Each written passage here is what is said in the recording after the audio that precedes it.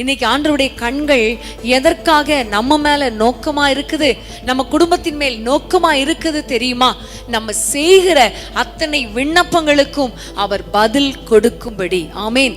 யார் யார் ஜெபம் பண்ணி கொண்டிருக்கிறீங்களோ உங்களுடைய விண்ணப்பத்தை கேட்கும்படி கர்த்தருடைய கண்கள் உங்கள் மேல் நோக்கமா இருக்கிறது, உங்கள் குடும்பத்தின் மேல் நோக்கமா இருக்கிறது. நீங்க எந்த இடத்துல இருந்து ஜெபம் பண்றீங்களோ அந்த இடத்துல கர்த்தருடைய கண்கள் உங்கள் மேல் நோக்கமா இருக்கிறது. இப்போ நீங்க உங்க விண்ணப்பத்தை ஆண்டவரிடத்துல ஏறிடுங்க. எந்த இக்கட்டான சூழ்நிலையா இருக்கிறீங்களா, ஒருவேளை வியாதியில் இருக்கிறீங்களா, போராட்டத்தில் இருக்கிறீங்களா, அற்புதம் நடக்கலையே, நன்மை தடைப்படுகிறதே, இது எல்லாத்தையும் ஆண்டவரிடத்துல சொல்லுங்க. இப்போ நீங்க சொல்ல போகிற அத்தனை விண்ணப்பங்களையும் கேட்கும்படி கர்த்தருடைய செவிகளும் கர்த்தருடைய கண்களும் திறந்தவைகளாய் உங்கள் மேல் நோக்கமாய் இருக்கிறது. எல்லாம் ஜெபிக்கலாமா? உங்களுடைய குடும்பத்தின் நன்மைகளுக்காக, உங்களுடைய குடும்பத்தின் ஆசீர்வாதங்களுக்காக, எல்லா பிரச்சனைகளை கர்த்தர் மாற்றும்படி நம்ம எல்லாம் ஜெபிக்கலாமா?